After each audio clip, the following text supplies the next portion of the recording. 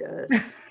It's not that I Well, don't like them, but I'm just saying I don't know if, well, if there's I there's would have other considered naming my children after them. well, there's Do other you guys? wrestlers other than Arn Anderson, Amy. I I Step into the grand arena where the legends come to fight. Bodies clashing, dreams ignite under the neon lights. Oh yeah, Pondwater Davies, the boys calling every move. Amy Vaughn and the trivia getting you in the groove. Oh yeah.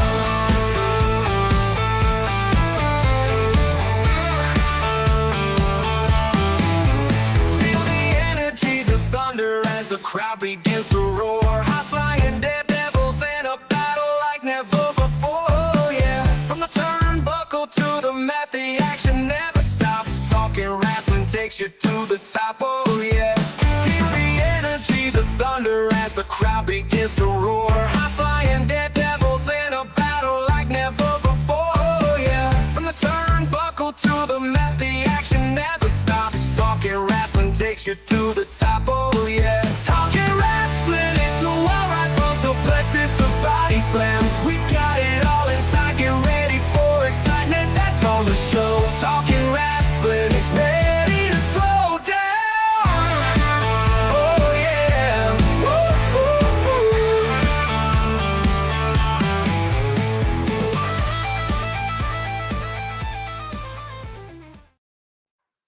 Hello and welcome to Talkin' Wrestling. I'm Pondwater Dave. Joined with me as always is the First Lady of the Arn Anderson Fan Club, Miss Amy Vaughn. hello, hello. And this week our very special guest is my oldest child, Your favorite child is what my you meant. firstborn, Sarah, Same thing. the host, one of the hosts of the Secret Society of Superfans. That's right. You got it. Well, I'm used to Mm. scripted. Yeah. Well, so Wicked Unscripted has been an amazing ride, but we were really limited in what we could do and who we could have on the show.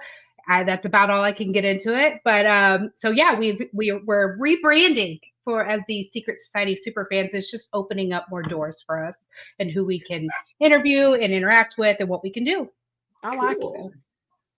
I like it. I mean, the Wicked Unscripted, I knew that it played to your love of Wicked, but Well, a funny story. It actually started as Abigail's podcast. She's from Boston, so Wicked Unscripted. Ah. It had nothing to do with the musical. It was just coincidence that that's like my obsession. But yeah, no, it's a Wicked, Yeah, like Wicked Boston Pisser. Wicked. Yeah, I Wicked like Pissa. it. Yeah, that's where that came from. But the Secret Society of Superfans is actually so me and Sammy, Ghostbuster Sammy, Reality Alley, and Abigail. We're all in a group chat together. We all go live and do TikToks every night, and we just all in Big Brother Survivor and everything. Well, we're in the group chat saying like, if we were all in Big Brother together, what would our alliance name be? Ooh. And that's what we came up with, and we even came up with like what we would anyway. It got really geeky for a minute, but that's how we came up with the name for the show. So Well, if you're catching our podcast for the first time, welcome. Reality television and pro wrestling are not that much different. I think they're the same I mean, in a lot of ways. I mean, Yeah. right? I was recently in Dallas on my vacation, and Sarah invited me to go to the Big Brother season finale unofficial watch party hosted by Kat Dunn. Hmm. Well, I don't know. I've never watched Big Brother. I didn't know anything about it. I'd heard, of course, there's breakout stars that but we go to this really nice movie house, an area of the colony. What's it called out there, Sarah? Grandscape. Grandscape. It's got like a Michael Andretti indoor racing. It's got a huge Oh. Ferris wheel. It's got restaurants and this badass movie theater you could go and place your order. It's got a bar. You place your order, they'll bring you your food into the theater. It's a really nice place. And we watched the final episode, and I got into it not knowing anything about anybody. But I told Sarah, I said, this is wrestling. It's all psychology. everybody's working everybody trying to. I mean, it's basically the same concept, Have and heels, you have baby faces. Yeah, I agree. definitely. Alliances, like you said, I think it's very much the same in a lot of And ways. and I think the girl that came in second place, I think that she was too much of a baby face. Mm. Yeah, yeah, I Too much of a agree. baby face, and she ended up not winning because of it. She was MJ did, and the show has a long history of the same mistake year after year, where someone is just so wrapped up in being a loyal teammate, a loyal player, that they take their biggest competition to the end because that's their bestie in the house, not taking the easy person to win. Like you could definitely beat this person if you have the choice. You're going to choose your bestie for optics over the easy win. And I'm sorry if I'm like $750,000 on the line. I'm right. not And how taking much my did she get bestie. for coming in second? Huh? How much did she get for coming in second? 25,000. Seven hundred They and just fifty. recent. 750,000 versus 25,000. Well, no, Mm. it's actually a little bit. It's more than that, but yeah, no, it's nowhere close. Right, but I'm saying now Yeah, no, it's how much can she monetize winning Big Brother? I mean, coming in second. um I mean, coming in second. Because sometimes coming in second place on a reality show, like you look at American Idol. How many American Idol people is 75K? Thank you, Lucas. yeah, thanks, Lucas. Sorry, I got put on. Luke, 75K for I second couldn't place. remember. It did. So recently they upped the prize money. And we've had some kind of weird money winners lately. Like Taylor Hale was the first winner to also win America's Favorite Player. So she's the most winningness. Like she won the most amount of money of any Big Brother player ever won. Um, but Wait, there's they can different. win. Are they winning money during the season too? So there are certain challenges that you can win cash prizes on. We had a pre-juror win money that way. There's secret challenges that you can win money on. But overall, the big prizes are going to be first and second place. Third place gets something. I think third place actually might be the 25K. And then I felt bad America's for favorite. third place. I didn't. That dude was so But screwed. I mean, he had no chance. listen, Cam was very lucky to be there, and he knows he is. And then there's America's Favorite Player, and that is the player that America votes on. They vote for their favorite player. That this year was Tucker, and it's the first time in Big Brother history that someone who was voted out pre-jury, so basically very early in the show, has ever won America's Favorite Player. Tell her, Ooh. explain the concept of jury. So in Big Brother, so little fun trivia: the first season of Big Brother in the U.S., because it started over, it's a Dutch show, but it was adapted here in the U.S. The first season, America voted for people to be kicked out every week. You voted for you voted for the house guests, and somebody was booted based on those live votes. It did not go over well because I don't know, it has a lot of problems and a lot of loopholes, a lot of things that we didn't really fully flesh out. And America is problematic. So second season, they then made it more of a social experiment for the inside, and having the house guests um, vote for each other. You get power, you nominate two people. The rest of the house then has to vote for one of those two people to be out. Well, in Danielle's season, we call Danielle's like the greatest Big Brother player to have never won. She was an incredible player, and she, at this point in the game, when you were voted out of the house, you went home. So you're watching everything on the screen. People went home and watched the episodes. They could see Danielle in the diary room sessions talking about these cutthroat moves she was making. It rubbed people the wrong way. And on finale night, when everyone's brought back to vote for the winner, she didn't get any votes because they were all pissed off at her. So now they've created a jury. At a certain point in the game, this year it was 7 jury members. When you get to that point, once you are evicted from the house, you go to the jury house where you are sequestered. You cannot see what's going on in the house. You cannot go home. You cannot watch the episodes. You only know from the information that's coming into you from other people that come out of the house. And so you collectively then have to make a decision on who you want to win. And a lot of that decision is based on how those people made you feel. It makes it more of a relationship game. It makes it more of a psychology game.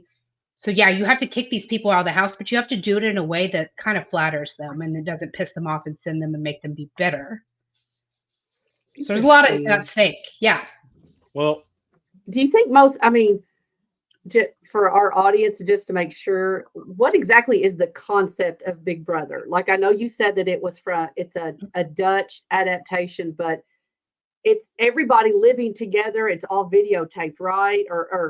Yes, we have live feeds. They say 24 hours, 24/7, but for the most part, there are live feeds going on 24 hours a day, 7 days a week.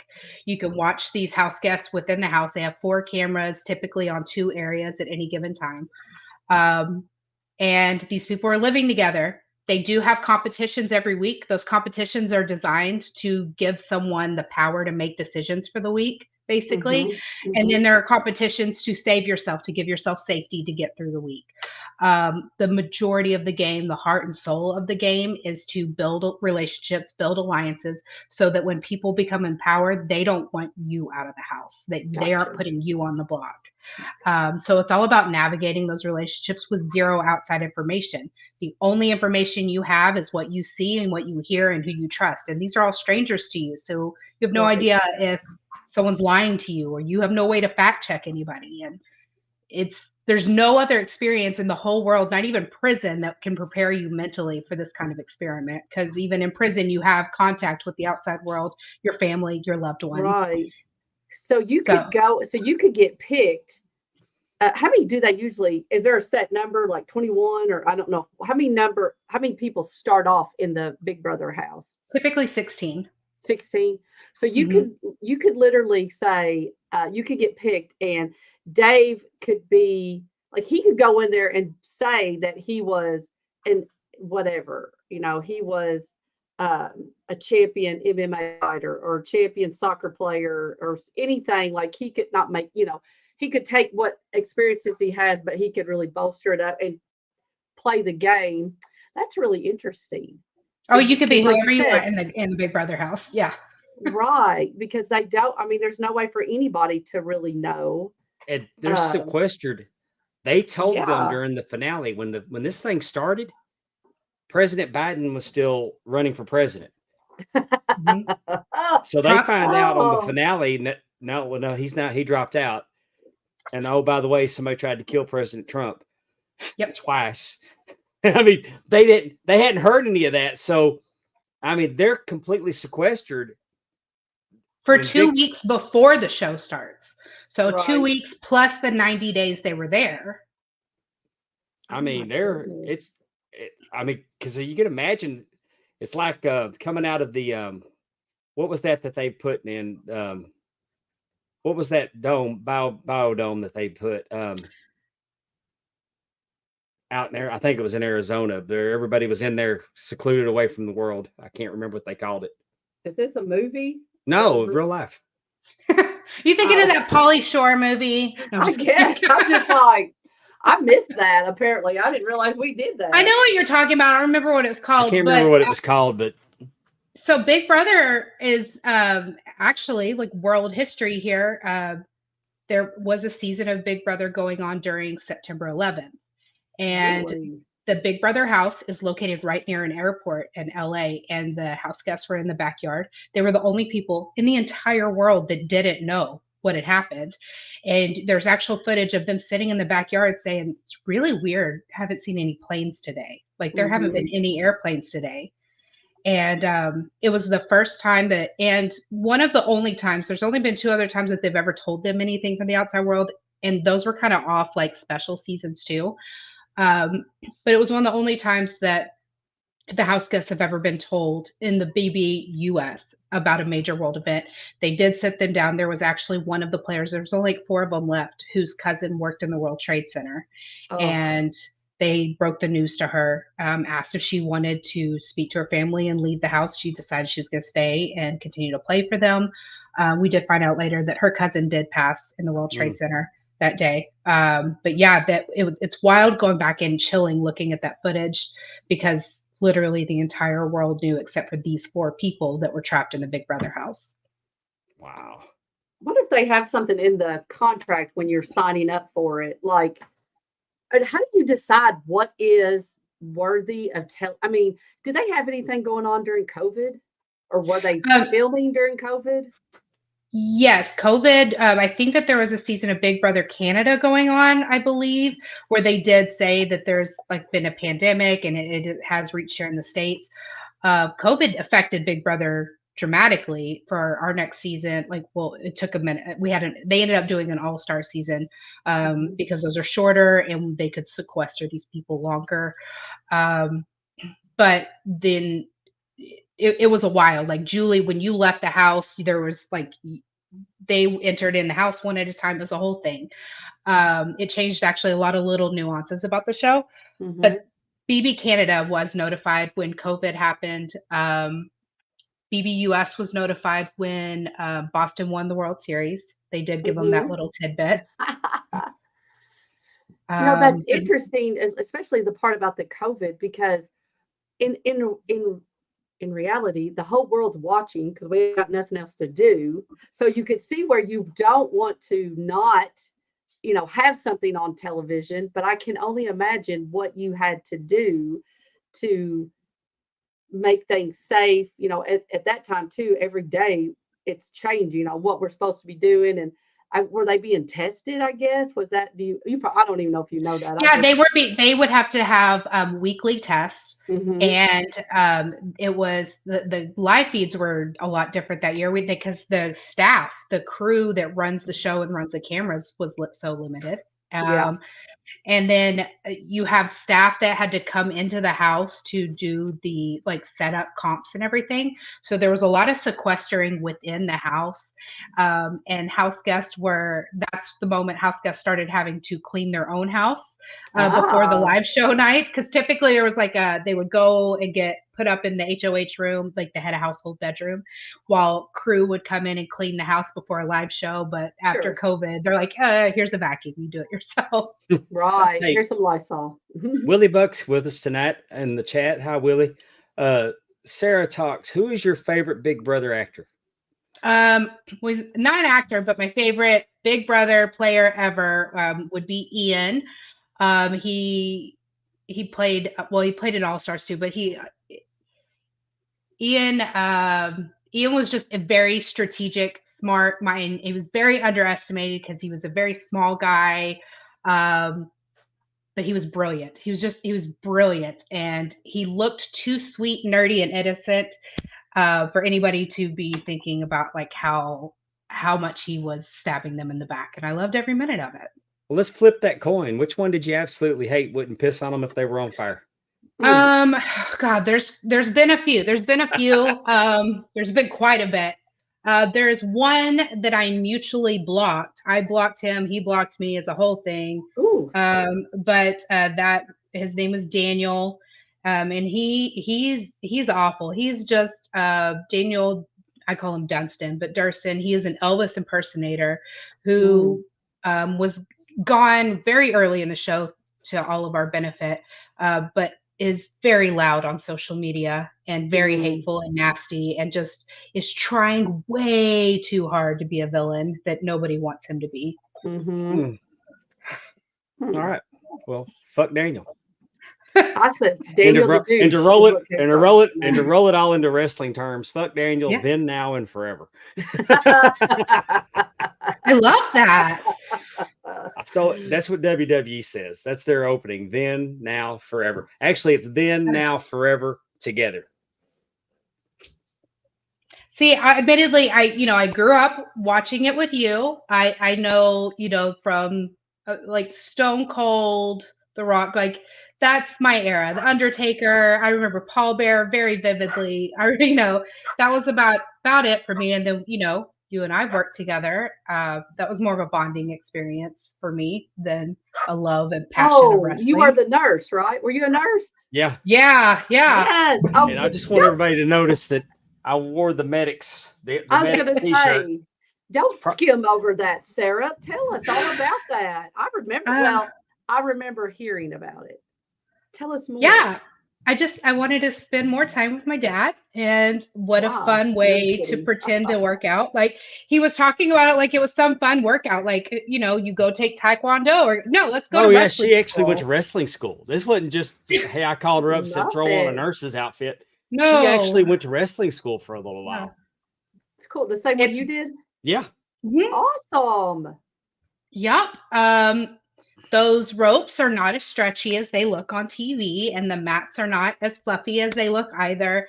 It was a lot of bruising, a lot of shoulder blade to shoulder blade bruising, and running ropes was, and doing rolls and flips was my version of hell. But I had a great time hanging out with my dad. No, we had a fun time with. I met some great people, and we did a few shows, and I'm not good at it. You did okay. I mean, but No, it's terrible. well, you the physicality, you had attitude, but the physicality you weren't sure about. I loved being oh, can we cuss on here? Sorry. Yeah. I loved being a bitch. I loved being sassy and being just a total bitch and being a heel. Like, I loved it. It was so fun because I was like in the customer service industry at the time, and I was just having to be so nice to everybody during the day. Exactly. So I just got to let it all out. I got these little packs of gum that said like, have a pack of shut the hell up, and I put it in my nurse's costume. I loved that part of it. It was so fun. I'm not a great actress. I'm not.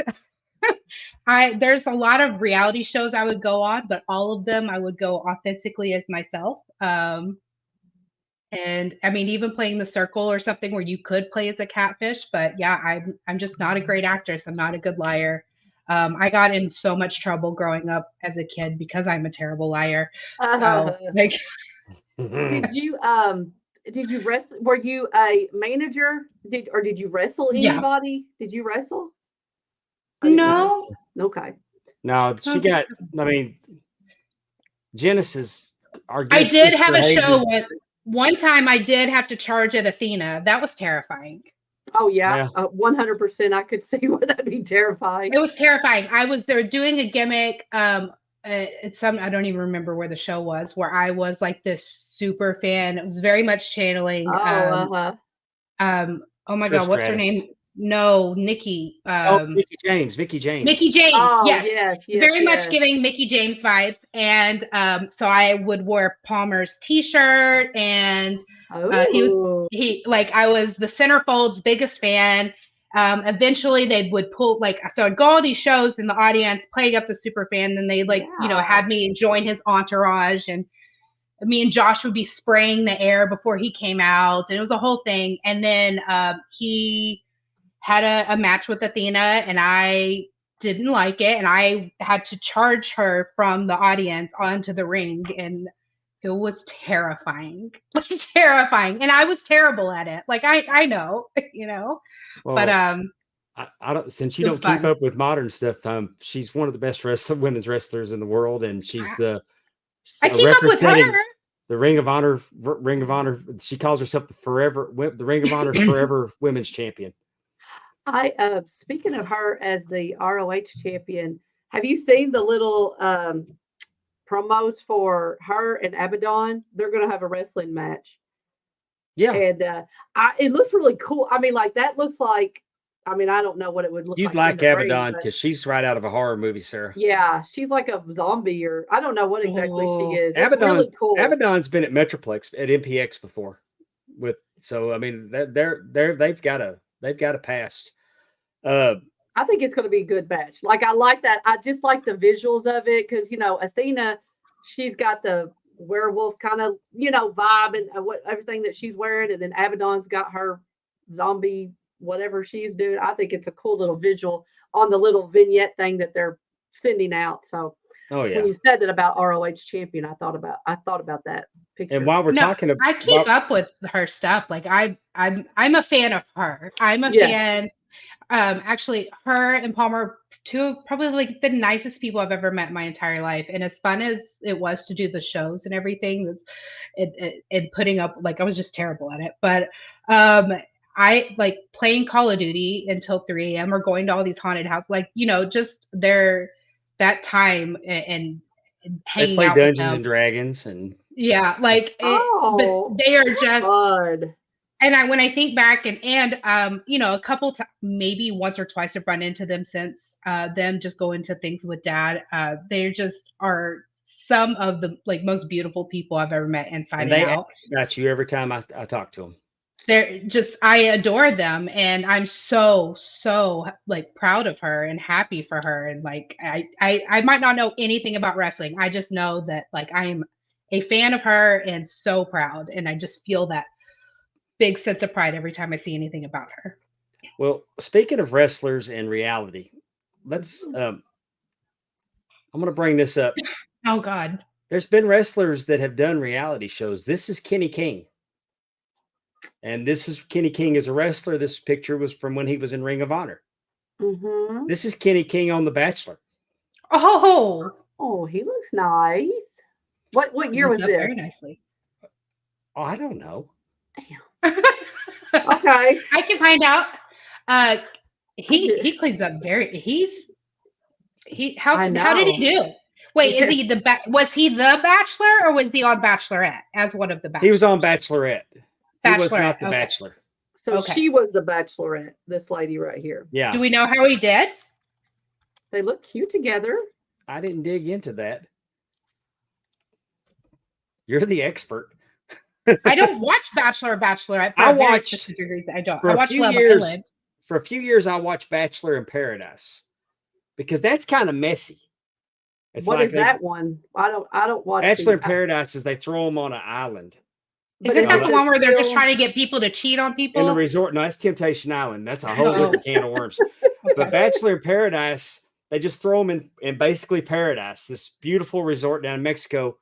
And they'll start out with so many men, so many women, and everybody's pairing up, and then somebody gets kicked off. But you can be happy, and you're rolling along with somebody, and then they'll throw somebody else in from a different season or something. And they'll come in and they'll be like a shit disturber and break them up. And it's just, I enjoyed Bachelor in Paradise. Okay. Do they just do it once? No, they did. Oh, That's normally between Bachelor and Bachelorette. okay. He was on the 13th season of The Bachelorette, which premiered in May of 2017, but he pulled himself out of the competition in 9th place because he was missing his daughter. Oh. Oh. Oh. I thought you were going to say someone died. I didn't know what you were. Well, he sounds like a nice No. guy, but Jim Cornette hates him. Jim Why? Cornette absolutely hates him. From Ring of Honor. Why did he not take? Well, no, but he corrections or no, something? they did a whole thing with Kenny King and somebody else, and they were going to put the titles on him, and then he bolted on them and screwed it all up. Oh. Yeah, Cornette was going off on him at Parade of Champions in 2016, and we were in the locker room, and I think Maybe I showed you the picture before. And Shelton Benjamin was back there, and somebody picked up a cell phone, and Shelton Benjamin said, "Put that phone down," because we're in the locker room. Yeah. And Cornette goes, "No, tape me, record what I have to say, because I know one of you guys know that asshole, and y'all can send it to him." You know what would be interesting is if he left the ROH to do this show, because it came out in 2017, but that doesn't mean they didn't record it earlier, because you said this was all 2016. That'd be interesting. I want to say that she was from Dallas. Lucas says that's Rachel Lindsay. Lucas, by the way, he's more of a reality expert than I am. Awesome. He actually just done like all of our artwork for our merch and everything. And like Lucas. Lucas, Hi, Lucas. we love Lucas. Thank you, Lucas. And Willie Thornbrew's here too, and he was just reaffirming that it was 75,000 for second place. He also said to win, you had to be a little bit of a heel and a little bit of a baby face. Absolutely. Then we had. I know him. I do know him. That's Mr. Spectacular. That is Jesse, and he is one of the best Big Brother villains. He's currently on House of Villains, but yeah, he's one that we love to hate. Now, Amy, Yes. Was he on the OVW? Yes, he He was is. on the He's OVW still, he's still series, on the wrestlers. OVW. Yes, he's still on Okay. OVW. Probably not Okay. now if he's doing that with the villain, but yes, he was their heavyweight champion for a little Okay. bit. So there's Mr. Spectacular. And then, I mean, Chris Jericho was on Dancing with the Yep. Stars. Yes. Stacy Keibler was on Dancing with the Stars. Mhm. And Austin. Oh, that's Luchasaurus, right? Yeah. I did Yeah. not know that he was on Big Brother. Somebody told me that. I didn't know either. I'd never seen him without his mask. I know he's so good looking. Why are you covered up, dude, with this mask? Oh man, he was in a showmance with one of the twins that season. There was a twin twist, and the twins had to, for the first few, like however many weeks of the house, had to swap out in the middle of the day with no one knowing that they were different people. So that they would have to come in the diary room, download information and stuff, and then swap back in. Good and for then if they Luchasaurus. and if he wasn't in a relationship with both of them, but then and then if they got to a certain point, which they did, without either one of them being evicted, then they get to both enter the house, and they both ended up entering the house. He was in a relationship with one of them, not both of them, but And then I would argue that this could possibly be the most famous crossover wrestler reality show television star. You want to take a guess, Amy? So it's not, you're not talking about Luchasaurus, you're talking about someone else. The next one I'm going to show, the last one. They are a reality. Say that again. Reality show star, pro wrestler, probably the greatest. Huh? The Miz. Yeah. Yep. Totally believe that. Mike Mizanin. I could hear Abigail screaming that in my head. She's a big That's fan. what. Look at him. I know, baby. I'd have to say that from coming from reality television to where he's at now, I mean, he's still prominently featured. He was prominently featured Monday night. Exactly. Because he's a good personality. And that's another reason why he was successful on all the different shows that he's been on, is that he's a personality. His name gets brought up, I would say, the most when we're talking about who we want to see on the next season of fill in the blank. Like for Traders, his name gets thrown out every year for the Traders. It gets thrown out every year for Celebrity Big Brother. Yeah, his name, everyone wants to see him on everything in my world. Hey, let me ask you, so is Big Brother your absolute favorite of the reality shows? No. Which one's your favorite? Traders. Traders by far. What is Traders? Because I've never even heard of it. Yeah, I mean, you know what? Are you guys familiar with the game Mafia? No, sorry. Okay, it's like a party game. And I'm sure you've played some version of it at some point in your life. I haven't played anything called Mafia since MySpace was around. Okay. Oh my gosh, I forgot all of that. Like, what a throwback. I kept MySpace. I kept MySpace probably a good year after it died, just so I could play Mafia every day. Oh my gosh! So it's a game where there's in the Traders, there are traders and the faithful, and they bring everyone into this round table situation, and people are anonymously named. Like you'll get a tap on the shoulder. You've been dubbed a traitor. And your job as a traitor is to survive without being sussed out as a traitor. And every night you give a name to someone to murder of someone in the house. You have to like basically banish someone. You're murdering someone from the house. And that person, they do not come down for breakfast. There are challenges involved. There's a lot of social games. And then the whole house meets at a round table every evening. And it's basically a trial of who they think the traitors are. And everyone has to come to agreement. There's a vote. Someone is accused of being a traitor, and that person stands up, says whether they were a traitor or faithful, but either way, they're voted out of the castle.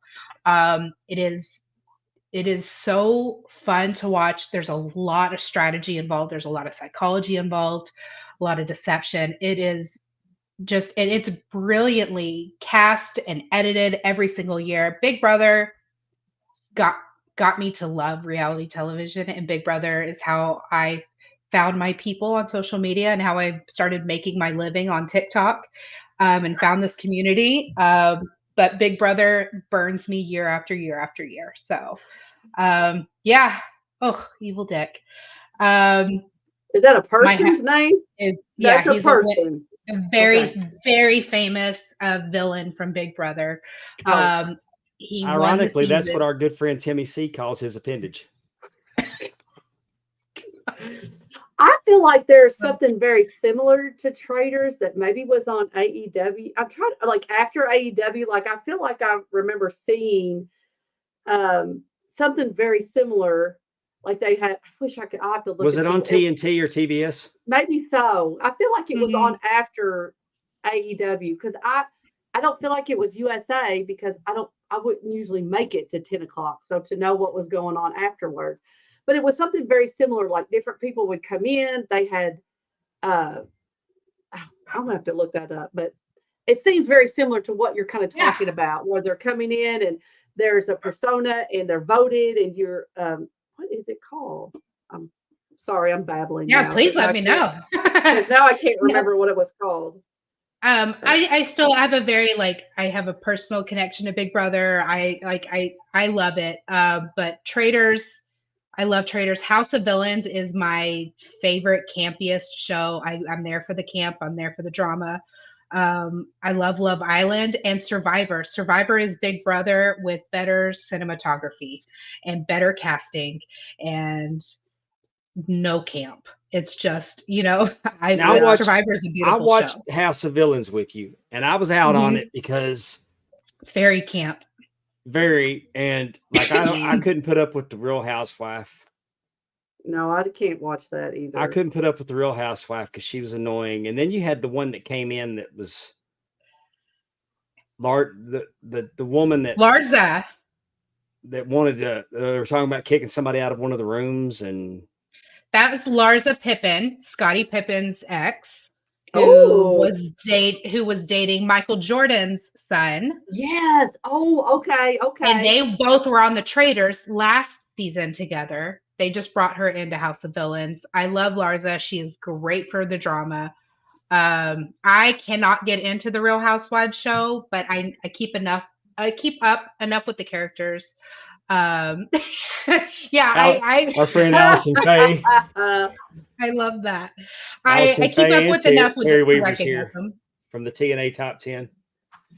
Yeah, I mean, I love Vanderpump Rules. I tried watching Real Housewives of Beverly Hills for Lisa Vanderpump, and I still couldn't get into it. And I love Lisa Vanderpump, so Mhm. I think I'll just stick to the spinoffs for now. Can't do Is the there Housewives too much, though. I is was there on a reality show once. it's like Court TV? I was No, that was me. no, I was Oh. actually in the wrestling ring trying out for a spot as a wrestler Uh-huh. doing a tryout. There was a reality series called The Bussy Bunch. It was shown on, I remember this. I'm trying to remember what the channel was. It was like I feel like I remember this too. Are you talking about it? yeah, I can't remember the channel it was on now, but they made it 2 whole episodes. Hmm. And I was on one of the episodes for like 2 seconds. So Good for you. but they were having an open tryout, and the wrestler that won the open tryout was going to get gear custom made Ooh. by a guy named Bash. Actually, Spoiler 2000 son. It was on TLC. Oh, really? Was it on TLC? Mm-hmm. And then they were going to be in the main event on PCW's main show, and we were all there. I mean, I'm working out, getting ready for wrestling school. I mean, Yeah. I'm in there lifting my small weights. I'm doing my thing back in the gym, and they said, "Hey, you're gonna be in there for an open tryout. We're doing this. We're filming tonight." So, but then there was a Byron Wilcox, the angel of sin, comes walking in, and we all knew at that point that Byron was winning. Yeah. But I mean, it was a whole thing, and it just some of those reality shows like Duck Dynasty and stuff like that. There's not. I mean, there's a lot of that is staged, but interestingly enough, that show became very, very popular in Germany. And I have a friend that was a belt maker. He goes by Billy Loomis. He was a belt maker in Germany, and he watched the entire series. I'm sorry, you have a belt maker named Billy Loomis, as in the killer from the Scream franchise, Billy Loomis. Is that where he got the name? Yeah, well, Bill. Yes, Yeah, I think his real name's Christian, but but his screen name on Belt Talk was Billy Loomis. And that makes sense. Oh, Belt Talk. Yeah, but anyway, Sarah, have you ever wanted to be on a reality show? Have you tried to be like? Have you applied or however that works? How far have you ever gotten? Well, I mean, I've been on court TV, but I was on the Judge Mathis show, and that is very staged. Joe Schmo, what a throwback! Joe Schmo was good. Joe Schmo was good. I like the reality shows that shit's only going to work once. Like the first season of Temptation Island was riveting. You're talking about like there's Joe Millionaire too, and there's a whole documentary how problematic that show was. Yeah. But no, to answer your question, I applied for Big Brother for seasons 19, 20, and 21. 21 is really when my coverage on social media kind of blew up, and I got more in that zone, and I started talking more to like outgoing house guests, and then I realized very quickly there's no shot in hell I'll ever apply for the show ever again. I wouldn't go on Big Brother even if they like called me up and said we want you on. But I would do The Circle from Netflix. I would do the Traitors in a heartbeat, but I have to be famous first to go on Traitors. And I would do the Anonymous on Peacock, which is like if Circle and Traitors had a baby. You will never catch me on Survivor. Could it be me? But that's about it. And I'm happily married, and I've been with my husband for 18 years. So Love Island is out of the picture, but those are. They got Golden Bachelor now. Yeah, and it's actually a beautiful. I can't do the re-age. I can't like the 90-day fiance. I've tried. I can't do it. Yeah, but I don't do. Golden Bachelor. I hear that it's a beautiful show. Last year I was in Pensacola. I was hanging out with my friend Conrad. We were at the beach, and we were watching college football. And on ABC they showed a preview. I mean, they showed a preview of Golden Bachelor. And he just looks at me and he goes, "I'm so glad you're happily married. I can see you doing some stupid shit like that." Well, hell, everybody wants you on Big Brother now. You did a couple lives with me and went to an event with me, and now everyone's wanting you on. Don't do it. Just for our family's sake, don't do it. But I'm not in a position that I can take a month off work. There's that too. I don't like scare tactics. They do. They just revamped it. They just rebooted it, and it's now new. Okay, so it's basically like it's a prank show where people get scared. But they've been putting a lot of wrestlers on there lately. Oh, really? Okay. As a matter of fact, I think the New Day hosts it. Oh, the new one? Yeah. The reboot? I know that Jordan Peele. Yeah. Oh, of Jordan. Yeah, they're related. They're in it, but they've been using wrestlers. Cody Rhodes. They set it up as a prank. Yeah. I don't like. I like that. Does Hot Ones count as reality television? Or is that a game show? Hot Ones. Oh my gosh! I strive to be that good of an interviewer, but I just don't have the time or capacity or the skill set to even think of the questions that he thinks of. But I love Hot Ones. What is that? See, I don't really want. If I watch a reality show, it's going to be like some kind of like competition, like Chopped. I mean, I watch stuff like that. I don't watch the. Do you watch baking championships? I love me a Halloween baking championship. I do like those. Those are fun, but something that's just like one show is the How competition. are you Like I not in don't the know. loop on Hot Ones? Because I don't know. That's they're what even branding things out Hot Ones now. I don't It's know. a They're show where they're short they little YouTube episodes. they do Okay. like hot sauce. I mean, they'll dip something in, Wings. Oh, and then it maybe just I've gets seen hotter and that. hotter and hotter, Okay. and they'll tell what the Scoville units are, and Okay. I sometimes think you'll I've get seen somebody like that. Harrison Ford. Didn't Harrison Ford start cussing the guy out? Ooh, No, because you're it was too thinking hot or no, that was oh my gosh, why can't I think of It names wasn't Harrison today? Ford. It was somebody It got was mad and started. I mean, no, the hot guy from Thor and not Chris Hemsworth. Idris Elba. Idris Elba lost his shit. Ooh, okay. Mhm. Too hot. I mean, like the food was It too was hot funny, or like in a funny Sarah way. bought the But yeah, whole box. She bought the box set, and they were doing hot ones at her house. I did not They do tap shit out. like that. see, I don't like hot. I don't like wings or hot stuff. So I guess I'm Oh, not. I'm here for At, the spice. yeah. I thought me and my dad were on the same level with spice, but I learned that's not true when on during his trip here to You Texas. screwed me on that. Listen, you are I where said I the got most like ugliest. I said the most ugliest you thing in the did. You world to said a her. really nasty thing to me Oh, afterward. We were testing out some hot honeys at the fair, and I tried one. I was like, "Oh my gosh, this is good." It was like it was up for Mike's hot honey, which I put Mike's yeah. hot honey on everything. And so I told Dad, I was like, "Here, try this." I think his literal eyeballs like popped out like that guy from Ripley's Believe It or Not. Like it came out his socket. Woo! And he looked at me like he was about to lunge and choke me out. Like That's he's hot. never looked at me that I way. mean, it burnt so bad, and I mean, and it was the honey. You know how honey goes down slow, Yeah. Oh, so it burnt yeah. slow all the way down.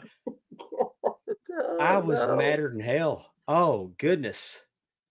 I mean, and I thought, and normally He was I just so mad. But you took it okay though, right, Sarah? Yeah, that's fine. Okay. Yeah. So did you think she was being mean to you, Dave, or you thought? no. Oh, No. I think she screwed me good on that one. Not Has anybody heard a health update on Luchasaurus? Not lately. Just that I he was haven't gonna seen anything. that he was gonna be in the hospital for a while. Why? Now, But see, I think where have I been? What's going on with him? it's pneumonia. Mhm. Oh, okay. I thought it was COVID at first, but then it wasn't. Yeah, he's been in the hospital for a while. Oh, Like okay. like I there's did some know question. There's possibility he won't ever be back. that. Oh, really? Yeah. Oh my Uh, gosh, bless his heart. you And I mentioned say that Survivor. and Oh. for real. I'm not like one of those Southern people that say "bless your heart" mean things. No. I mean, we went there. I'm telling Sarah because I want her to know. I'm not. You know. I didn't mean it in a cunty way. I meant it for Yes, real. exactly. It's so I wanna funny make that was sure. the word you used because I have been called that before. she has Same. So we're good. Wow. her and her I co-host take it as a compliment, girl. her and her co-host Megan Nelson, who just hosted over on Ad Free Shows. What are y'all calling that? Because I've called it Ladies. "See You Next Tuesday" so much now I can't remember what y'all Yeah, called it. no, exactly. Your dad is the one who no. He wasn't the first that called us that. No. Well, they it's both called, got called. They both got called that. So then they said we need a name for their show, and I said, "See you next Tuesday." I would think, I mean, I'm just saying this. I think me and Megan were probably the least cunty of all the, Oh some yeah, they're not people even that we close. know. So it's like, wow. We are hosting a show. It's called Ladies Night at the Matches. And we actually were able to, our first interview was with Missy Hyatt, who is legendary in the wrestling realm world of WCCW. She was at Mid-South. She did Hot Stuff, not productions. What were they called? International. Thank you. She's still very much a WCW. She is still very much on like the circuit, convention circuit and stuff. So we got to interview her. We've got another Allison Faye. We get to Sarah, in interview. 1985, I would have risked it all. Oh would have yes, risked it all. for Missy Hyatt. Oh yeah. I finally got my picture taken with her a couple years ago, but I had the opportunity, like the weekend of my 50th birthday, she was at WrestleCon, and I was so starstruck I wouldn't walk up to her. And I haven't been that way about very many people in my life. She was a great interview because we did talk about wrestling, but like she is huge into war reenactments, like Civil War reenactments and the World War II World War II, reenactments. yeah. She actually just got back, or she just did one of World War II. She does those more reenactments. She's a German nurse. That's like her Leave the memories alone, Andrew. But so it's a series that we're doing now on ad-free shows to highlight women and their role in wrestling and what it had, what it was, and what it's, you know, basically they're pioneers and things that they did that just kind of help put sorry what Tim said. It was a fun time, back-to-back champions. Oh Lord, you're terrible. So we have another. That sounds amazing. It really is wonderful because again, that these women, they were just before their time. They didn't get their due. And Missy Hyatt was one of the first. And let's people face it, had to put up with a whole lot more shit than the men did. Oh my God. Like on so many levels. Oh yeah. Unreal. If you really think about it, it's just really crazy. But we have another guest coming up. We're getting ready to do our next episode. And I am beyond excited about it. I don't want to spoil it because I don't want to say who it is, but I'm telling you, this is a person that well, when y'all do part 2 with Missy, you need to name drop your co-host as being a huge fan. I will. Well, and we will do a second one with Missy. It's just I try to get her on here, but it'd be about. like I'd be like, She's really nice. She's really easy to talk to, and she's fun to talk to because you don't have to pull in, you know, like I'm sure if you she's done a lot of shit and she ain't ashamed of none of it. And as she should not be. You know what I'm saying? She's unapologetic. I mean, love it. Yeah. And I think it's, you know, like I said, Sarah, you've probably interviewed people that are really kind of hard, or maybe they're not used to being interviewed. And no, she was just, it was like me and her and Megan, we're just all sitting there talking. And that's like the way. Fly on the wall. What the three of them having a conversation. Y'all did a really good job, and they left plenty of meat on the bone to do a part 2. So, and that's how we definitely want to do our episode. So I'm super excited. Our plan is to interview as many, you know, as the months go on. Interview those women that maybe you haven't heard about or even talked about in a long time, but you know, learn the history and what they, you know, what we owe them in a sense, you know. For Megan's got a friend, and I worked with her this past weekend. Her name's Ray Lynn. Yes, on Women of Wrestling, she was Chantilly Cella. Did she beat Cassandra? No. I didn't think so. Cassandra retained, but it was funny because I told her backstage, I said, "Hey, we have a mutual friend." And she said, "Who's that?" And I said, "Megan Nelson." And she said, "Yeah, I just talked to Megan yesterday." Said, "How do you know her?" And I said, "Ad-free shows." She goes, "Oh, you're that Dave," which makes but then she goes, "My boyfriend does a show on ad-free shows with Conrad." Yes. And I'm like, "Well, who's your boyfriend?" She said, "Sam Adonis." And I'm like, "What a small world." Exactly. You know, I told you like the eras that I would watch wrestling with my dad, but there aren't. I can't really pick out very many things that stood out to me as a kid, except for some of the women that I watched. Of course, a lot of jokes were made all the time about the women's matches being the bathroom breaks and the, you know, all that shit. But not for me. I loved them, and I will never forget like how Trish Stratus, watching her, like made me feel. And then actually me too. I will say Mickey James is probably the first time I ever felt like a passion about a gimmick, like and that side, like her gimmick and just her watching her slowly, obsessively transform. I thought it was the most brilliant, unique thing I'd ever seen in my entire life, and I became fully obsessed with her, just as obsessed with her as she was with Trish. I just remember like Halloween one year. I dressed as her for Halloween, and we had the belt and everything, and the boots with the fur. And I bought her a women's belt. I loved her. But I do remember like and then, you know, fast forward to I'm doing a couple of these shows with my dad, and I just, I mean, it's a percentage. These are like little podunk shows out in the middle of nowhere, but just seeing and experiencing some of the things that I had experienced backstage. Well, hey, And now the one we did in Garland at the elementary school, that was a good show. no, I'm not saying That that. was a good crowd. Now I It know was a we great did. crowd. I know we did that one out there that I think there was 12 people, but No, this has nothing to do with the crowds. This is the Oh. backstage stuff. This is the locker room talk. This is the how women are spoken to or treated. And it's very subtle. It's not very outright. It's very hard for even the men to see what's going on. But like as a woman, and even growing up and like reflecting on something, I was like, oh, that was really not appropriate. Or that was, you know, Mhm. and some of the stuff that goes on back there. And then you could just think these women have made this their career, and it's like amplified so much more. There's major bucks and money at stake, and their careers at stake for this stuff. So, oh yeah, we Um, don't. I'm not saying that it's all the way gone, but the way it was when you were part of it, and the way it is now, we don't do that anymore. right. I mean, No, and I'm just saying that what like the Trish Stratus, Mickey James, and the women before them have had to like. I would Yeah, your you're not show gonna see- sounds incredible. I would love to hear. there's you no know, more bra and panties matches. That's not going to happen anymore. There's no more mud matches. There's no more.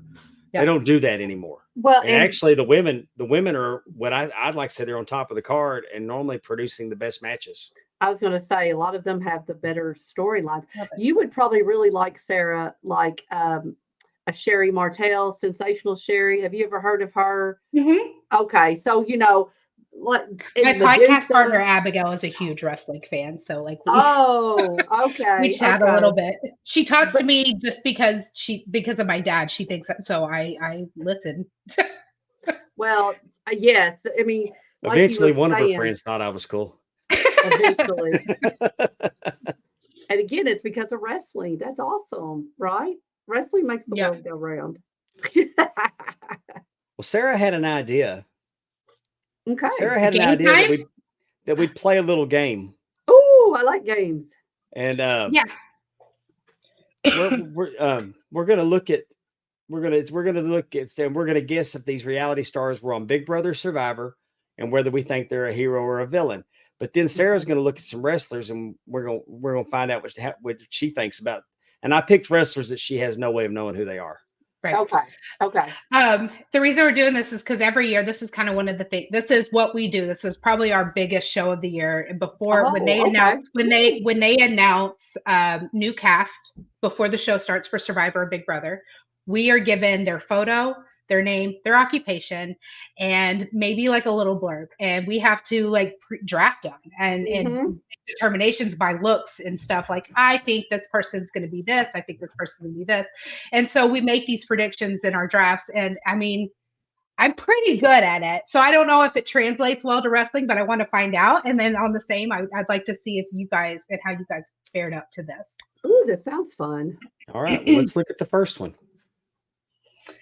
All right, first up, this is Dan Giesling. He is 24, and this is all at their time at entering into whatever show that they went into. He's and only he was- 24. He was 24, and That's a hard 24. a Catholic high school teacher. First of all, do you think that he was on Big Brother or Survivor? Survivor, definitely. Yeah, that's what I was going to say. Survivor. Okay, Yeah. He was on Big Brother. Oh, Okay. And is he giving you hero or villain vibes? villain. Well, we kind of quit saying the same thing, Dave. So I'm going to go baby fat. Well, a good guy because Dave said villain. But I will say the first thing I did when I looked at his picture, On two. I thought asshole. And then I see, oh, he's a Catholic school teacher. Oh, that was nice. I think he's a good guy. Dan Giesling is one of the greatest Big Brother players of all times. He's most definitely a villain. He was one of the most conniving people to ever enter in the house, and the lies that he told. And he is known for one of his gimmicks, which was Dan's funeral. And it was this huge performance that he put in front of the show, in front of the whole house, about like making amends. He was saying his goodbyes. Y'all are gonna vote me out. It ended up saving him. And it put suspicions on other people. He went on to win the game. And you know why this can happen is because as Catholics we can go to confession and it's all Wipes it's all that shit good. out. So I mean, I should have thought about that. He's There. a very smart man. Yeah, exactly. I have my candles for days. I got 3 of them. My He has co-host, more. I have co-host several gives here me for him. candles, Yeah, I have several here that I like for and him. then she'll call too. me an asshole. She'll call me an asshole, and then she goes to confession and gets it all wiped away. I'm still hurt. I'm still butthurt about it, but I don't really confess that because I don't really think that was wrong. So I'm just letting you know. I've Oh, never my confessed God. the fact that I called you an asshole because you deserve that. I did not. You were wrong, and you didn't even apologize. All right. All right. Up next, we have Parvati Shallow at 23, and she was a boxer. Do we think she was on Survivor or Big Brother? My first instinct was Survivor. As a boxer, yeah, man, they don't look that young. These pictures are innocuous pictures. A lot of the cast photos will show the background of what show they were on. So I don't know if this is what this person looked like their first stint at their show. I gotcha. I'm gonna say that she was Survivor, and I'm gonna say she's a hero. I think she's a hero too. Parvati Shallow was on Survivor. You were correct there. One of the greatest Survivor villains of all time. Oh wow! Jeez. She also went on. Yeah. What made her one of the greatest villains? What'd she do? Well, she had great social relationships. She just had so many that she knew who to stab in the back and who to plot against and smile in their face so they never knew it was her the whole time. She also went on to play the traitors, and she was picked to play as a traitor. Her and Sandra, who is another Survivor icon, had like a very famous rivalry. They ended up going and being both cast on the traitors together, but she's a very, very popular a very, very popular reality star from this world. But she did play, I believe, at least two, maybe 3, but I think at least 2 seasons of Survivor. I should have got her as a villain because, I think back to what I was told when I was a little kid: an angel in truth, a demon in a demon in truth, an angel in fiction. A woman's the greatest of all contradiction. She'll take you for better, she'll take you for worse. She'll split your head open and then be your nurse. I was fooled. Desi Williams, 27-year-old physical therapist. She looks like she's a survivor and a hero. That's what I'm going with. Survivor. I'm going Big Brother hero. Amy's got you. She was a Survivor hero. One of the most loved players of Survivor ever. The whole island loved her. Awesome. She played 2 seasons, and then is now a challenge icon. She went on to play in the Challenge USA seasons 1 and 2, and she lost in a very dramatic way in season 1, came back for redemption, and won season 2 of the Challenge USA. She is a beast and one of my reality heroes. Oh. I absolutely adore her.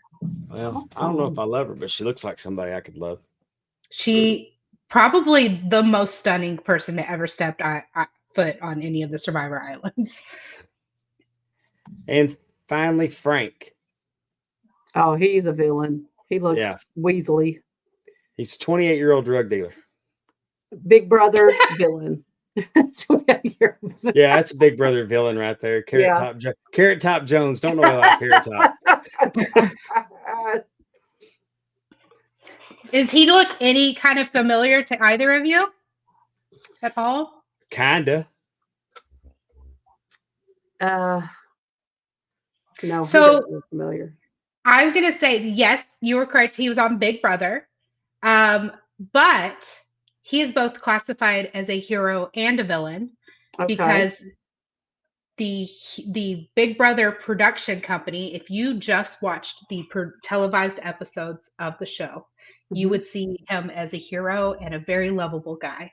If you watched the live feeds, he was atrocious, Mhm. and very, very problematic. Oh, he Um, turns it on for the camera. well, he doesn't have to. The cameras are always going. It's production that decides we don't want people to see this side of him, so we're I going to show got this side. you.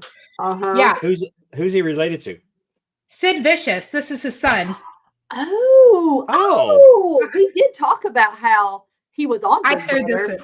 And I heard that, and so I was like, I'm going to throw him for a loop here. But He this does is look Sid like Vicious's it now. son, I didn't think about that. Yeah, he Frank does Eady. look like Frank the Tank. Frank the Tank. Yes. Interesting. I just wanted to throw you off. Well, his dad was a heel too. Yep, But now I get it with the hair. Yeah. he actually was on 2 seasons. So he had his first season, and then he was brought back for like a mentor season where they would bring back some returnees to and they had teams of newbies. Mm-hmm.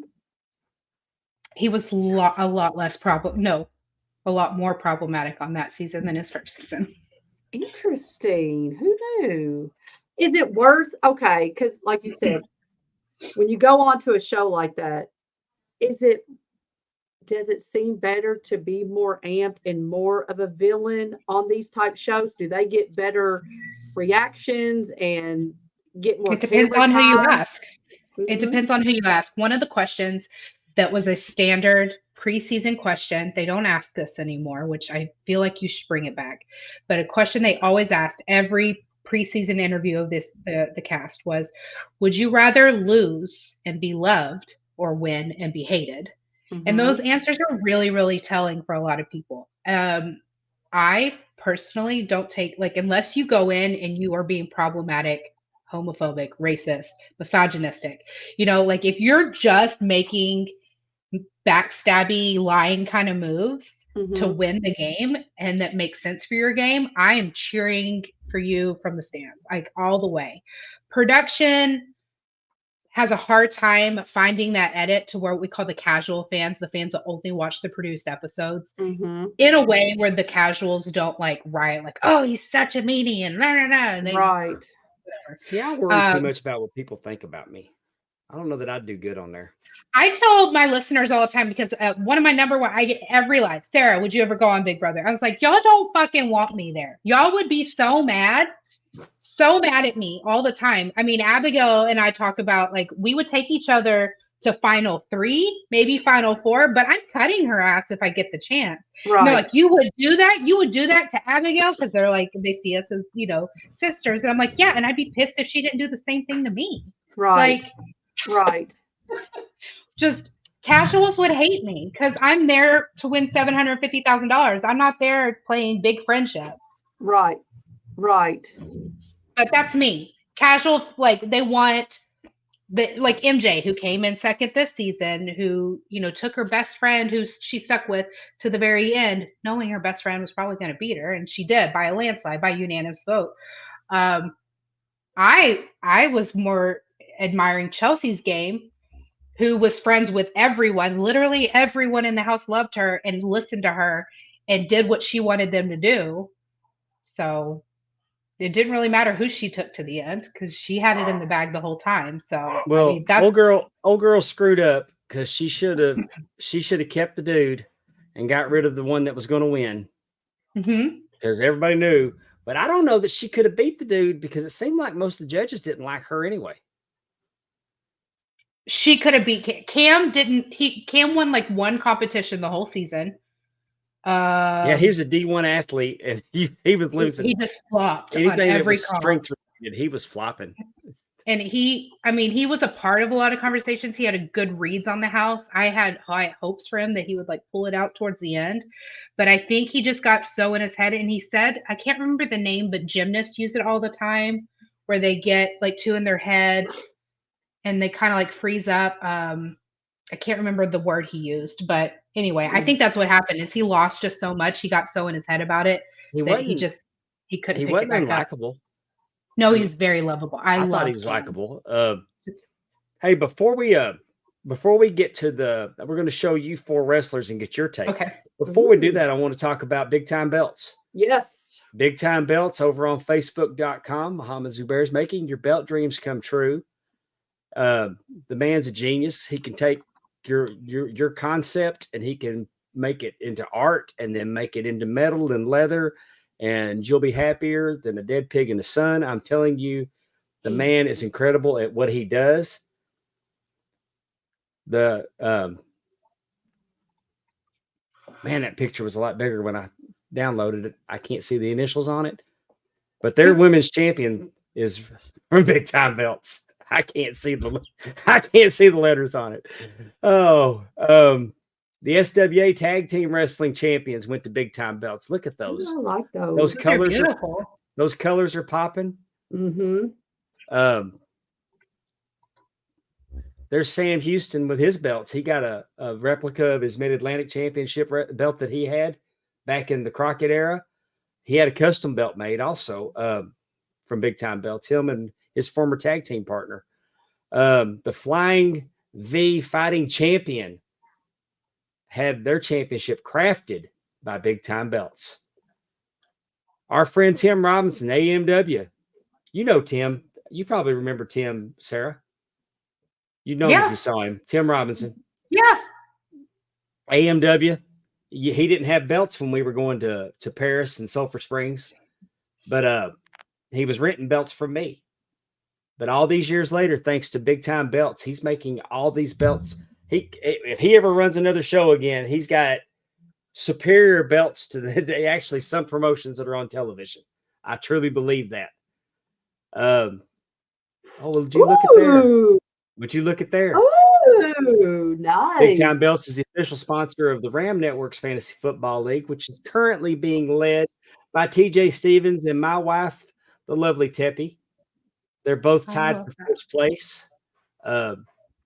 Tim pointed out earlier that all that does is get you seated better for the playoffs. Your record don't matter once the playoff starts, just a better seating. I'm pulling for my wife to win this belt because I don't want to put it in the mail and send it off. I like that. It's so nice. That's really cool. Looks really good. I mean, it really does. Ooh. Go ahead and put it on. You know you have. I haven't. She just handed it to me. That's what I got up. It just got here. It's got the TNA top. The TNA top 10. That's super nice. Talkin Wrestling with Pondwater Dave. Yeah, there we are. The Ram Network Fantasy Football Champion. We got the Filter Free Popcast. And finally, I'm getting caught up in my wires, y'all. Uh-oh. And then the Big Time Belts logo.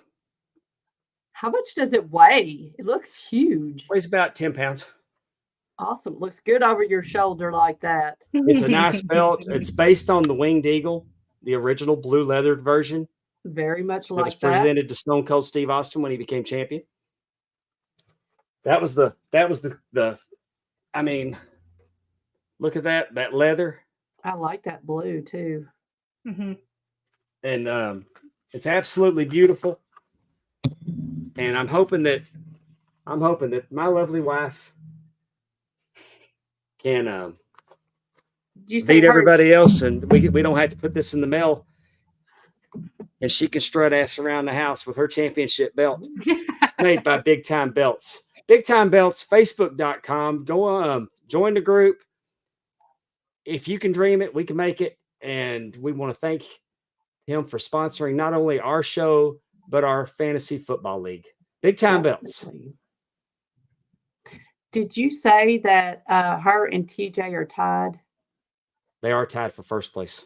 Now, because I'm not part of the fantasy league, because I don't know how all that works. I just cheer from the sideline. Yay! how many more games? Like how? Like is it almost over? I don't know. I don't know. I'm No. so close to the bottom, and I mean, I thought about tanking to her this week because I played Stephanie this week, and I thought about tanking, and she kicked my ass by so many points. Then You're playing like NFL fantasy football, right? Yes. That's what you're talking about? Yeah. Yeah. No. So if you think about it, like Super Bowl is in like January, February. Oh, So we that's still true. have like Thanksgiving games then through Oh the my holiday. gosh. Yeah, but you Okay. finish before the play. You don't use the playoffs though. You have to I mean, wrap it up. You have to wrap it up by the end of the league. So whatever your I mean, she scored like 176 points. But anyway, I'm in now second place in my league for work, but it's very much thanks to my Discord because yay sports and all. But my company decided to do it, and I have a bunch of football fans in my Discord, so we made a war room, and they just told me what to do, and it's working. Awesome. Well, I'm doing Good great. job. your company needs a championship belt from Big Time. They Belts. do. Yes, Yeah, I will yes. pitch that. I mean, that's a cool prize to play for. Beautiful. And then Yeah. next year she defends it because she's Mhm. going to win. Sorry, TJ, just how it is.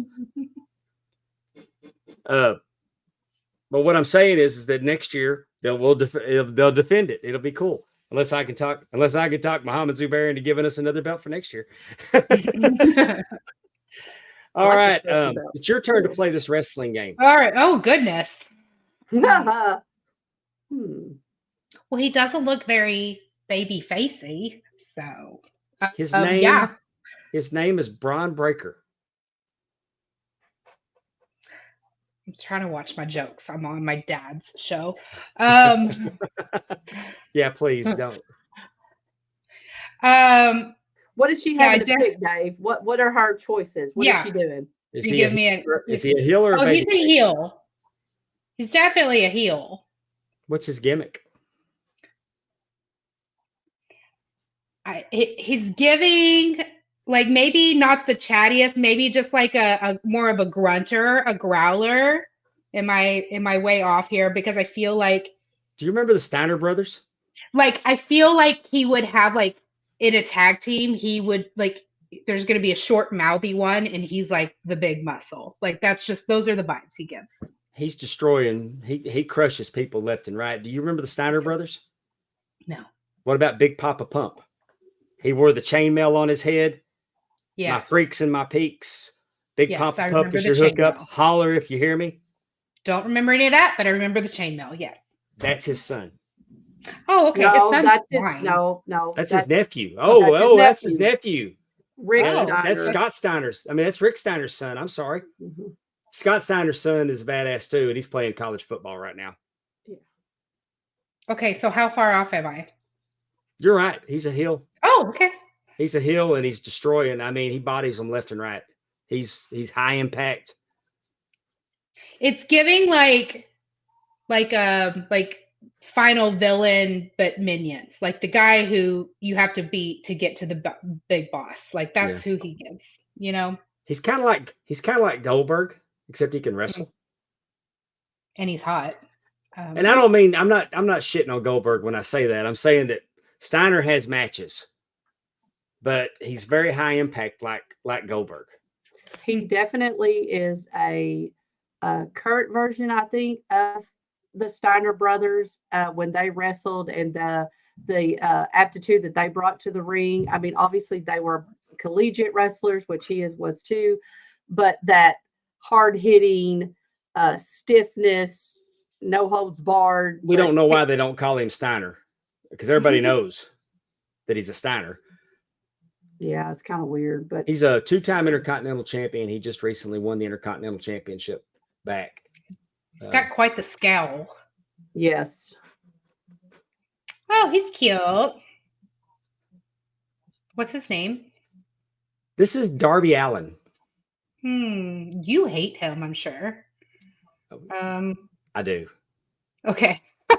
You hate him? I didn't know you hated him. I don't care for him. I mean, he's a glorified stuntman.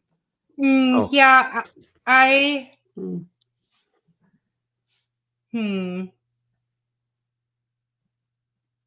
I can't. I'm gonna say heel, but probably not a very good one. Like he probably has a lot of really, really young fans. Like the kids probably really like him. Um, he's a cute little thing though.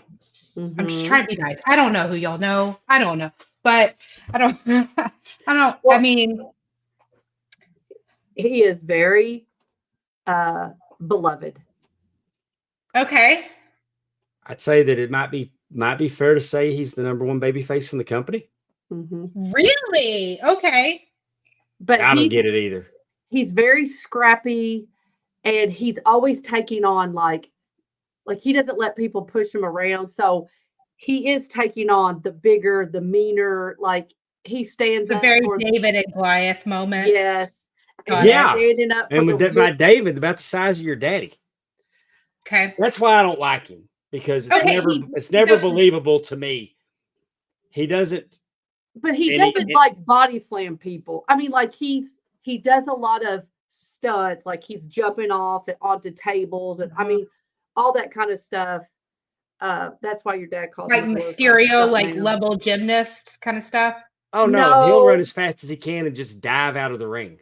Yeah, Oh. And not then they'll as move. They'll move and he'll eat the guard. I'm gonna tell you, my problem with him is I don't want to see him crippled. And that's no, agreed. he Oh. doesn't wrestle. I say he's a glorified stunt man. My dislike for him is because I am so concerned with his well-being. Hmm. He does a move called a coffin drop where he just falls backwards. Well, he had a So that's coffin what was match kind with of playing somebody. into the heel. Yeah, but he had a coffin match with somebody and he won, and they're in the coffin and he gets up on the top rope. I mean, and then he falls on top of the coffin. Why? First of all, nobody should be doing coffin matches except for the Undertaker. That's But kind I of his mean, thing, he's and that's kind of like offensive. the anti-hero.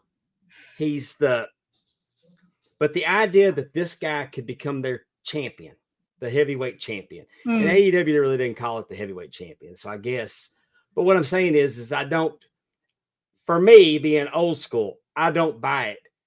But I'm uncomfortable watching him because he's going to hurt himself. He does unnecessary stuff. But he is the biggest babyface in the company. They call him one of the pillars of AEW. Yeah. He's That's just definitely- interesting. The body paint and the tattoos and the goth pants were definitely giving heel. Oh, he rides a skateboard, Sure. and then he'll super glue tacks to the skateboard, and I mean he no. does all that stuff. It's really a hard. You know, I don't like that kind of stuff. But he definitely, like you said, has that David and Goliath. Like he definitely does not back down from a challenge. He stands up for people. I mean, that's the endearing part of heel. Wrestling's a 3-ring circus, Mm-hmm. and you have the lion tamer and the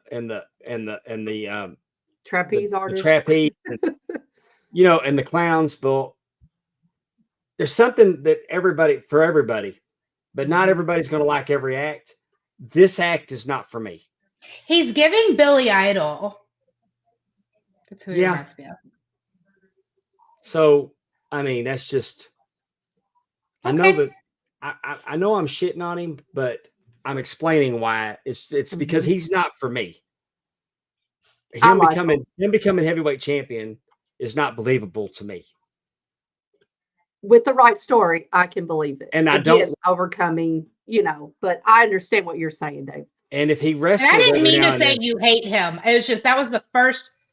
Well, yeah, gut he's not thought for that me. Came to my mind when I saw him. I was like, "Oh, Dad doesn't I like." try not to be so negative because I'm just saying that if he would wrestle every now and then Mm-hmm. and like have regular wrestling matches and then whip out this hardcore stuff occasionally.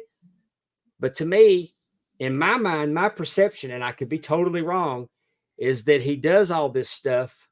He does all this stuff to cover up the fact that he can't work. Hmm. I think AEW also allows, like, they're not as Yeah. Does your 17-year-old structured. still like Penelope Ford, Allison? Oh, she came back too. How do you like that, Allison? Has he seen that? And now, how about this guy? Hmm. What's his name? Wait, don't tell me. I'm sorry. Because he's giving thick accent. What's his name? Gunther. What? Gunther. Definitely thick accent. Okay. Yeah.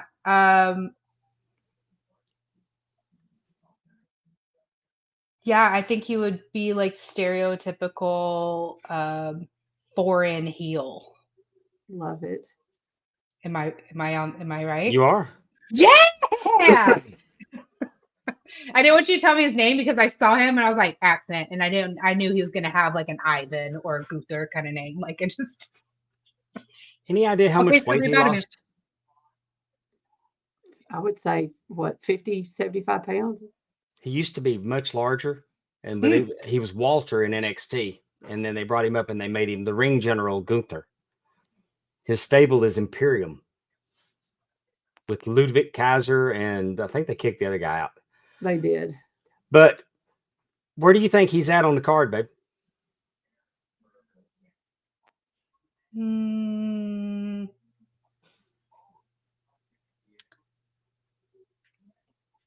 I think he. I mean, he's pretty popular. I mean, I feel like he'd be pretty popular.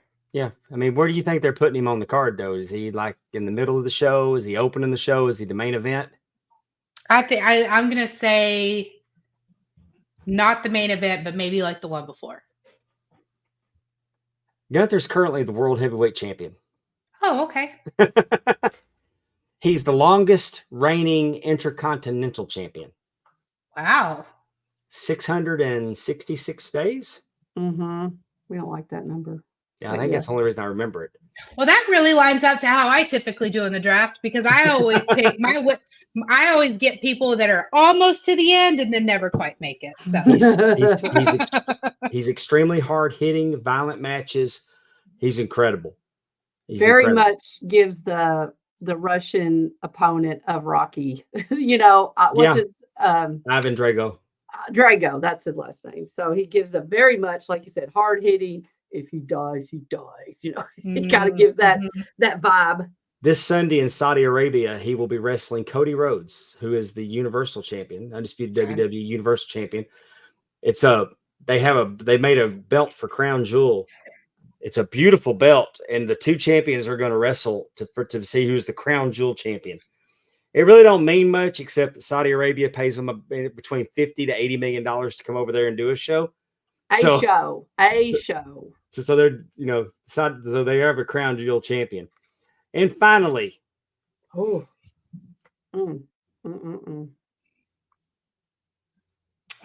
is fine. You okay there, Amy? Need a cigarette? Yeah, I need a minute. Hold on. I didn't know you were going to show that picture. I'm guessing he's a heel, and I'm guessing that this is the one and the only. Is this who your fan club is for, Amy? Is this your?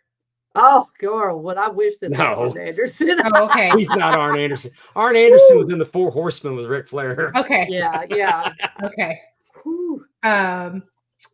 No, he's a heel. I'm sorry, I'm very distracted. He's very good looking. Yeah, girl. He's a heel. I mean, face. I'm sorry, he's a baby face, and he has a great face. That's about. I don't know about his gimmick. His name is Karrion Kross. Okay. He is not a heel. I mean, he is a heel. Mm-hmm. Oh, he is? Okay. He's accompanied to the ring by his wife, Scarlett Bordeaux. Damn it. Yeah, I know. Who is really Roll Tide. As Roll Tide as Roll Tide gets. He has a stable. What do they call him? He has a what? He has a stable. Oh, I forgot. It's He's in a group. It's a weird name. I don't like it. The kind of What is his name again? Karrion Kross. Let me look it up for you. That even sounds Kind of a psychological thriller type faction. Okay, so my attraction is making all sorts of sense now. Okay. Oh, Like he's he definitely told- a bad boy. He's a I bad think he boy. told The Miz, you need to find me Bo Dallas's Bo Dallas's contact information. And Miz said, I don't know how to, and he goes, well, Miz, if you don't, I'm gonna break your legs. The final testament. The final testament, yeah. So what do you mean by cycle? I'm intrigued here because I mean it really checks out. I love a man that's going to send me to therapy. Like you take the New Day, you have Xavier Woods and Kofi Kingston, and he starts getting in Xavier's head that you're being held down, and they're doing this and they're doing that, and I mean just playing mind games. Very good at it. Okay, and he's slowly causing a rift between Kofi and Xavier. But when you think about everything he's saying, you can find the truth in it. It's a pretty deep character. It's a pretty deep character. They're trying. I love that. I think Scarlett is on my. Allison says Scarlett is on my dad's list. Gross. Scarlett is over with dads and peepaws. I will say this, that like from what I watched growing up, and I'm sure Dad's told you or has talked about like I loved Crybaby, and yes, the Crybaby story. But I loved the camp, and I loved the gimmicks. I loved Undertaker and Paul Bearer, and I loved all these crazy. And then I told you how I felt about Mickie James. Well, the couple times like when Dad comes to town and he's trying to get my kids into wrestling, some of the boys, like depending on what ages they were at the time, they would get really into it. They liked a lot of the old campy stuff too. But the current stuff, everything, just from what I've seen, I'm like, okay, like it doesn't hit the same. Like I remember Dad taking me, he took all of us kids to, I think it was a SmackDown or something. Dad, you probably fill in the blanks and help me remember this. But it was Vince McMahon's Spirit Squad versus DX. It was Saturday Night Main Event. I sat on the front row and shit. Then I put the kids up and in the cheap seats. But watching DX like scramble these stupid Spirit Squad over gimmicky male cheerleaders, and like they had to wrangle them all up and get them into cages. Oh my! And God. it was so camp, so incredible. That's the kind of shit like I enjoyed. So I've only seen a couple things, like when Dad comes to town, he's watching it, and it just doesn't hit the same. So like what you were just telling me about his psychological gimmick, I'm like, all right, no, that's David and Jackson both. David and Jackson both got into it when Logan Paul was on. Okay, but but Jackson was like, hey, that's Logan Paul, and it's the Prime Energy drink, and Jackson watched it, and David just happened, and David, bless his heart, he was pacing behind me because like where the couch is, you can walk behind the couch to go to the back door. He was pacing and watching because David is such a sweet child that he does not want to see anybody get hurt. Oh, so it was a little tense for him.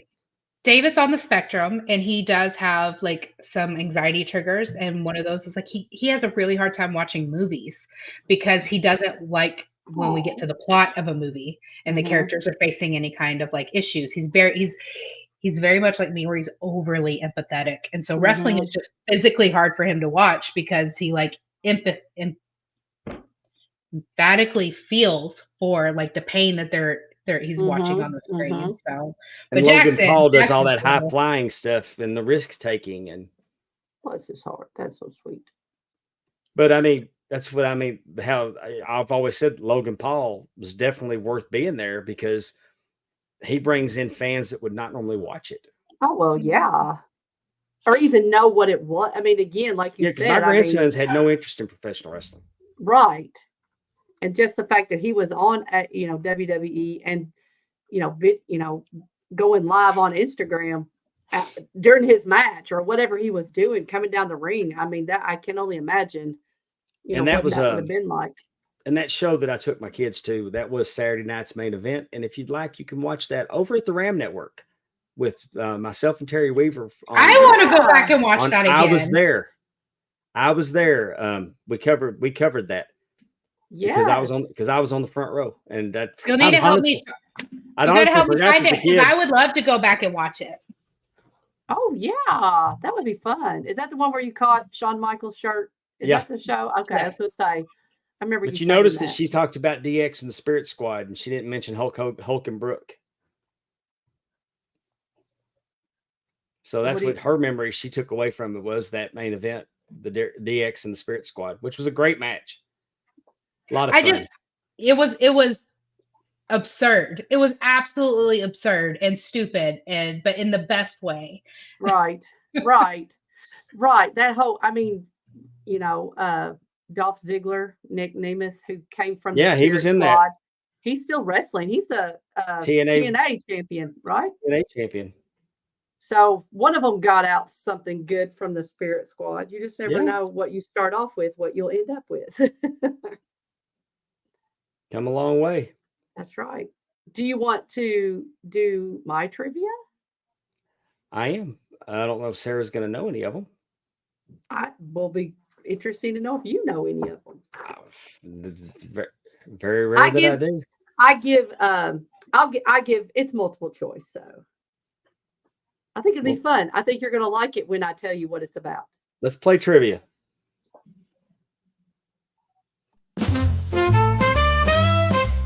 It's time for Amy's trivia. Think you have the facts. Let's play and see. All right. So, keeping with our reality show themes, we are doing trivia on the WWE reality show Tough Enough. Okay. How'd you like that production value, Sarah? That was so cute. As soon as it popped up, I was like, "Oh, so cute! I love it." You know what? I did watch one. I watched the women's wrestling reality show a couple seasons with the Bella Twins. Yes. Yeah. So whenever I got a hunch that you were going to do a reality theme, but I was really hoping it was that one. I did not watch Tough Enough. Well, you know what's really funny? I didn't watch Tough Enough, and I did not watch Divas, so it's okay. It's okay. So Tough Enough was taped for how many seasons? You got 5, 6, 7, or 8. So how many seasons of Tough Enough were there? Hang on just a second. Tim asked a question. Dave, did y'all cover the Rhea injury? No, sir, we did not. And I only know about it because I saw a clip on Twitter today. The one where they beat her up with a baseball bat or something different? Yeah. Okay. Well, I don't know the answer to this, but whenever I had a uniform, my sports number was 6. So I'm going to go with 6. Sarah, what you thinking? My gut, that was the first thing that stuck out to me was 6, but I'll pick 7 just to be different. It was 6. There are 6 seasons, 68 episodes, 6 seasons of Tough Enough. Next question. What year did the first Tough Enough episode air? Was it 1999, 2000, 2001, or 2002? 2001. My gut says 2002 because I think they started looking for something after WCW was gone. Possibly, but it was in 2001. That was the first year. Look at you go, kid. Me and Terry me and T We've got it wrong. That's okay. I'm answering with just my gut. Hey, sometimes that's what you have to do. This is a show. Trivia usually is a show of learning. Like Dave says I pick the hardest questions. I do not. She would literally say, the Von Erich's father's name was Fritz. Fritz did this and that and the other thing. And when Fritz, what year? And this is where, and what year? No, and this year he made his debut. What brand of briefs did Fritz wear? Now, I mean, that's what she'll do to you. You know what? If you ask me those kinds of questions about The Office, or Friends, I would nail them.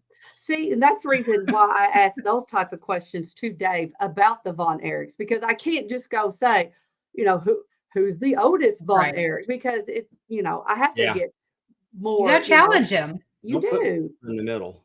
He thinks he's. You got to keep his brain young and spry. That's right. That's my job. What year was the last season of Tough Enough? Oh, apparently they didn't do them consecutively. No, they did not. Was it 2014, 15, 16, or 17? 2015. Dave, you got to answer. Yeah. What was the last season of Tough Enough? I'm gonna go 2014. Sarah's gut is on point. It was 2015 was the last season of Tough Enough. Yay. Yeah, Look at you being the smart know. one. I know. It's awesome. It only took 30 something years. What season was hosted by Stone Cold Steve Austin? The only season I watched. Which was it season 3, season 4, season 5, or season 6? 4. 3. Anybody in the chat? I know we have some people answering. Hey, Ben. We say hey to Ben because Ben is from Australia. So we always want to make sure we give him a good shout out because he's starting his Cool. day with us. Yeah, we're Good worldwide. morning, Ben. He's got 2 twin. Well, you can't have 2 twin boys. He has twin boys. It's very redundant, and they're super cute. Thanks to Ben, we chart. Thanks to Ben, we chart our podcast charts in Australia. Very much. Very much. Love it. It was actually season 5 Ah, Oh, okay. that was hosted by Stone Cold Steve Austin. I love me some Stone Cold Steve Austin. Oh, definitely. Definitely. What season coming up would be 2 female winners? Are we looking at season 1, season 2, season 3, or season 4? Well, if I know anything about any reality television, it would not be season 1. Maybe season 3. I'm gonna go season 4 because I think I know who won. Who do you think won? The Bella twins. That's who I was just thinking because I was thinking it must be a duo. The Bella twins were never on Tough Enough. Oh, I don't know. Oh, I'll tell Dave. I was not aware. You thought they were on Tough Enough? They did the Diva search, and they actually were not picked. Can you believe that? The season that we would see 2 female winners is, season 2. Oh, Oh, It was season 2. what is Tough Enough? Like, what was the concept? The concept was kind of similar, I guess, to what a reality show where you have different challenges. So actually, Tough Enough has had, even though it was 6 seasons, it's had some iterations almost every time, like the way they did it. They had judges or they had trainers. So you had people come on who wanted to be wrestlers. Okay, And- so it's like an audition competition. yes. Yes. Okay. And so then they had trainers and you do different, as you said, competitions as the weeks go on. People get eliminated. At one time, I don't know if the group voted them out or if the judges or the trainers voted. Like I said, they tweaked it every time. I Sure. feel like that it was on. And so at the end, you got a prize, you got a contract, there were different things. Well, yeah, then that wouldn't make sense for the Bella twins to be on, especially in the early 2000s. Well, that's why I thought it was season 4 because. Hmm. But what did I know? I mean, I didn't watch it. Those kind of competitions.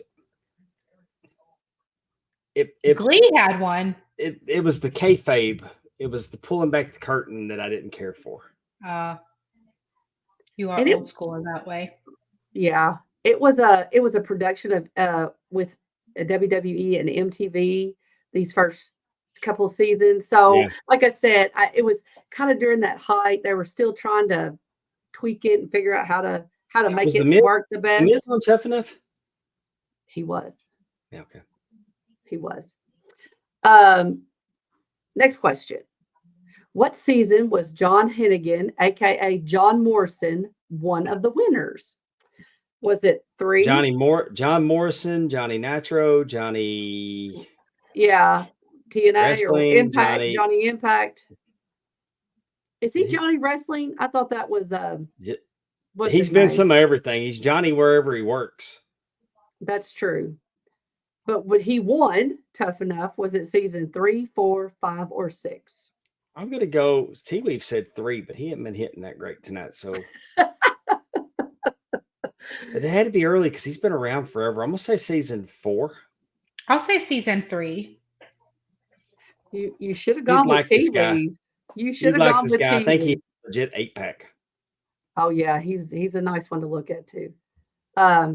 It was season 3 where he was the co-winner. You should have gone with T Weave. Blind You Squirrel's got to get a you nut probably once, remember right? him. He was in a tag team called M&M, Sarah, and Melina was their manager, and she's the one that would throw her leg up on the ring apron and then throw her other leg up on the ring apron and do the splits and go up underneath the Yep. bottom rope. Yep. He was one of the guys that wore the fur coat with the abs. Yep. That's who he was.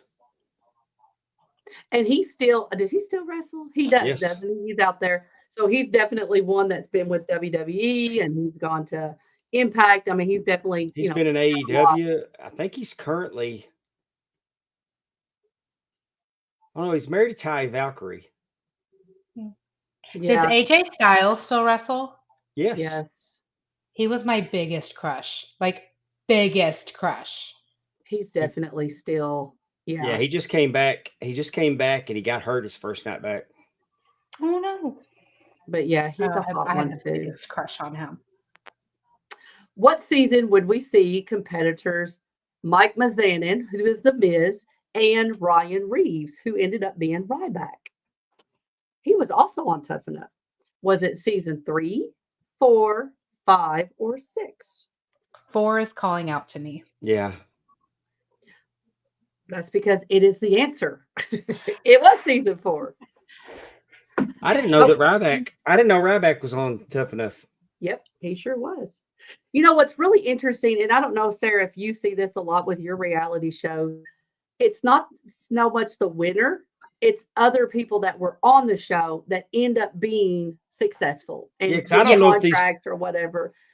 Neither I one don't of know if them, these two guys how they did on them, but they did not win. I mean, it wasn't, they were and not. Ryback was probably. I mean, he was on top of the world Mhm, for a while there, and the Miz is still going. exactly. Yeah. Well, Dad, okay, you just watched the finale of Big Brother and your immediate gut reactions about Angela. She was the one, the older blonde woman who they did the whole segment about her charcuterie being stolen. Yeah. You did. Yeah. She is a hit. She is her star has exploded. Exploded. And you speak of Melina. Melina was a competitor on Tough Enough. I didn't know that either. So one of the earlier, I don't know. She didn't win. Again, not winning sometimes. I don't know why. It just seems so weird that the winners who do the competitions and things that the trainers and the judges are looking for this one anyway, they're not as successful. You know, it's the people I know why. You know, why? I know the answer to this. Oh, So good, this tell is me. very common across multiple reality shows, but when you have a reality competition show, typically the winner, like let's look at American Idol, for example. American Idol, when you win, you are limited in your contract. You have to tour under the American Idol winner title. You have to do these certain songs, and everything not only has to go through the record company you signed with, but also through like Fox or whoever is, I know it's now like ABC, right? So typically there's winner contracts, and it's so airtight because these shows have to be classified in certain ways. They're either classified as a reality show or a game show. And if they're classified as a game show, contracts post game show are very, very tricky and have to be very specific. So a lot of times the winners will have to sign these contracts and they're very limited in what they can do. Whereas the non-winners have more free range. They have more connections. They're able to go to more parties. They're able to make more connections. They're able to do more things on social media. So a lot of times they end up coming out as bigger stars until, and then by the time that contract is over, the winner is only known as the winner. And it's kind of like they're irrelevant because we're already on a new season. Yeah. That makes total sense. So do you think strategically, do you want to be the winner or do you want to be a well-liked competitor? No, I want to be the winner, but I want to be very careful in what the hell I sign because I want that money. And I want to make sure that the verbiage of whatever I sign gives me at least some wiggle room into allowing me to run my own businesses, even if that own business is my TikTok account. Sure. And that makes perfect sense because Kelly Clarkson, they had to do her and the guy who was runner up, they Justin had to Guarini, do they actually did Mhm. a movie. I mean, exactly. she's doing okay now. You know what I'm Yeah. saying? Yes, she is. Definitely. But But a lot of the other winners, winners. definitely but there have been more successful. Jennifer Hudson, Fantasia, like there's been definitely other people that have Dory, been what's Daughtry, Daughtry, yes, Chris Daughtry. I was gonna say, what's that Mhm. guy's name? Daughtry. Yeah, I saw him in the open for Bon Jovi one year when I went and saw Bon Jovi. Yeah. I mean, all right. So fill in the blank. So there have been 10 Tough Enough winners. Can you name the seasons that only had one winner versus two? So typically, well, there's only 6 seasons. So you got to think about that. Well, you said Um, season 2 already. So had season 2 one had winners. one winner. How many So season two. seasons? Yeah, seasons 2 had 2 winners. Mhm. I'll just go ahead and say there were 2 seasons where there was only one winner. For Season whatever Oh, reason. okay. Season 1 is season 6. No. I'll tell you, you're incorrect, Dave. Season 1 and season 5. No, it's not season 1. Really? There was a man and a woman winner. But again, I mean, like I said, you don't know who they are. T I mean, Weave says 1 and 3. it is I'm gonna not say- one. I'll Oh, go that's ahead and right. tell you, it's not one. I would say 4 and 6. It was 4 and 5 Oh, for whatever reason. Look at you go, Sarah. 4 and 5. I had- just closing my eyes, go in my gut. That's how Amy's trivia is. So we're throwing shit at the wall to see if it'll stick. That's right. Well, I think though, yes. I try not to go with the obvious stuff because our audience is very sophisticated wrestling fans. And so I can't say, who main evented WrestleMania 3 because they'd get pissed because that's that's not a good question. But talking about again people that were on the show that did not end up, the winners for whatever reason, like, and again, that makes perfect sense. They're so locked in. We talked about The Miz being on the show and Ryback, but Mandy Rose and Sonya Deville were also competitors on the show. And I was going to say, who was the other person? Velveteen Dream was there. Chelsea Green also had a spot on it. So I think it's interesting. There are definitely people that got looks, kind of like the Diva Search. Like I said, the Bella Twins were part of the Diva Search, and they were not the winners, but they still got contracts. So again, it's just a way to be able to get a good look at people and see. But I don't really know if people, and then they end up getting the NXT developmental system, but I don't think people want their wrestlers to come from a game like a Survivor Series type show, Mhm. I don't know if that's why it wasn't popular or what, but like I said, the first season was 2001. They went a couple years. They had a hiatus. They rebooted it, had another hiatus, got Stone Cold involved in it. That was the only episode or only one he did. And then, like I said, 2015 was the last. And then, unfortunately, one of the winners there passed away, Sarah Lee. She was married to Wesley Blake. Was he on that show? I don't remember if he was on that show or not, but she passed away.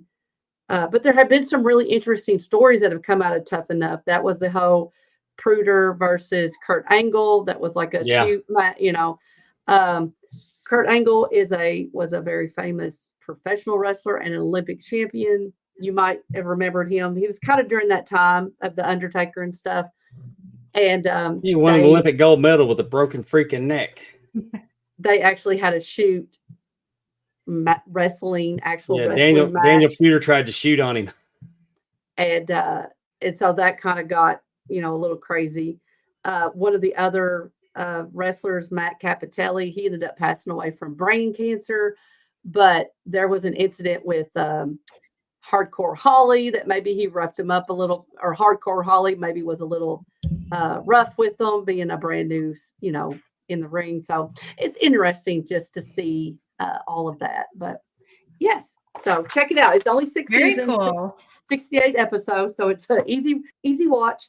Okay. But yeah, so there Well, while we you're go. checking out stuff, go over to patreon.com/Ram Network for $5 a month, where we're over at the Ram Network, giving you lots of bonus content. We already mentioned I was there. Mhm. We got eras. I We've like got that show, Eras, when you all are talking, because I don't. I'm an '80s girl, and as Sarah was talking about, her fandom was, maybe more the Attitude type era. That's what they're doing on this show, is they're going through these different eras that the wrestling promotions had, and they're talking about what was going on and maybe why, the gimmicks, and what is that Attitude care? Is that the gimmick era? Like when everybody had a job, the barber, occupational era. occupational era. So it kind of goes through that, which I think is pretty cool, because That's sometimes, cool. yeah, you don't think about it necessarily when you're watching it as a kid, that this is the '80s era or this is the occupational era, but they do. It's seasons. I mean, like I said, things get tweaked, and you kind of roll into another era. So I think that show's really cool. Y'all do a good job. We got Ringside Replay. Dollar Dave and myself are watching 1988 CWA, the Continental Wrestling Federation. Timmy C and I do World Class Flashback. We're having a great time watching 1983, which was my favorite year of wrestling. We're going week by week for World Class Championship Wrestling. We're coming up on International Star Wars from Reunion Arena, and we are going to Zoom and do a watch along with all the members. And we're going to watch that. We're going to watch that card together.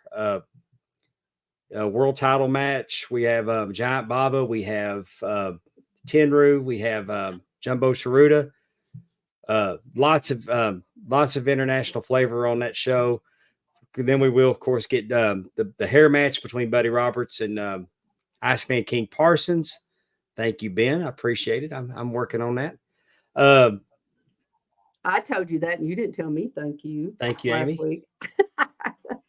And we're getting the hair match between Buddy Roberts and the Iceman. We've got the held up Texas title between David Von Erich and Gorgeous Jimmy Garvin. And we just found out that Kerry Von Erich has brought in Bruiser Brody to tag team with him to challenge the Freebirds for the American Heavyweight Tag Team Championships. And the Freebirds are freaking out that they've got to face Bruiser Brody. This will be my first time. This card was the first time that I ever saw Bruiser Brody in person. Every time I saw Bruiser Brody in person, it was an extremely big deal. I remember each and every time I got to see him in person. And I'm looking forward to watching it with all of the members over at the Ram Network. Ram Network is at patreon.com/Ram Network, $5 for lots and lots of bonus content. We're doing our thing over there, and we hope you will join us over at the Ram Network. Sarah, tell everybody where they can find the Secret Society of Superfans. Yeah, you can find us all on TikTok. I'm Sarah Talks Reality. And then our Ghostbuster Sammy, we have Reality Alley, and Abigail. You can go to any of my videos, and they're tagged in a ton of them. Or you can check us out on YouTube at youtube.com/Secret Society of Superfans. But yeah, we are getting back up. There's a couple videos up there right now. Just remember, we are rebranding. So we have new content coming out, and we are currently covering Survivor. And then prepping to cover Traders for January. Cool. Well, I'm looking forward to doing some stuff with them, because I'm in on Big Brother. Everyone's very excited to have Pondwater Dave. And I bet. and kind of like Did he tell you about the cake? No. We could talk. I know that it's running late, but no. just ask Dad about I know the guy cake. that runs the place. Well, Oh, the cake. That's the Hear Did me you out tell cake. cake. The Hear Me Out cake. Did you So tell me I about don't know if you've it? seen this trend, but there's a trend called a Hear Me Out cake, and you make a cake, and a Hear Me Out is like a cartoon character, a character from your past, or a TV show or movie or something that isn't obviously attractive, but you have a weird attraction to them, and it's kind of one of those okay, hear me out moments. Okay. And Dad Okay. cried. I was telling Dad, I was like, it can't be Jessica Rabbit. It can't be like Those are not hear me out. Everyone's attracted to Jessica Rabbit. This has to be like a hear me out. And Dad just kind of blew it out of the water and was a huge hit in the comments on my video because they're like, I'm sorry, this is your dad. He's fucking hilarious. And I did Penelope, I did Polly Purebred from Underdog. I did you Berta. start off with Polly Purebred. I start off with Ghostface. Then I did Berta from 2.5 Men. Yeah, that was a big Really? And then I Yeah. did the I Dream of Jeannie bottle. yeah, that was my final one. The bottle from I Dream of Jeannie. The bottle. Because the opening is just the right size, he said. And Jeannie's down in the bottle for and then I did the green chick from Star Trek, the original series. The green Yvonne chick. Craig, who played Batgirl, played the green chick on there and Kirk and of course Captain Kirk made out with her. Yes. I love how I bet Sarah's followers, they had to Google half of who you put on there. They had no idea who Underdog, the green chick from the original, not Chris Pine's Star Trek. Like there's something else before that. But I mean, I tried to go obscure. No, I know. I just think that's funny. And Polly Purebred was a reporter, and I always wanted to date a reporter so I could hear her say, "This just in." Mine, I had my obscure one was Thrax from Osmosis Jones, which is such a niche, like little off the wall movie. Ghostface from Scream, which I didn't realize until my video what how many women feel the same way about Ghostface. And then and then Miss Minutes from Loki was T-Weave gets it. T-Weave gets it. T-Weave is also in his. It's Antonio Santos just did that, and he agreed with everyone that I picked. I know. I didn't say they not agreed. I just thought that was funny that you picked the first Underdog. I'm sure her guests were like, "Who is this?" I will see you in Brookhaven. But they love him. So. Oh, of course. How could you not love Pondwater? You can't. I mean, seriously. I told him, I was like, he's me. If you're here just for Sarah, if you're watching our show just for Sarah, do me a solid and hit the subscribe button on that YouTube channel. pwdpod.com will take you to our YouTube channel. Definitely. Need all the help I can get. And if you're looking for another podcast that has a little bit of wrestling in it, the TNA Top 10, T-Weave, Allison, and Andrew do that. They do they'll do top 10 lists, and they also talk college football.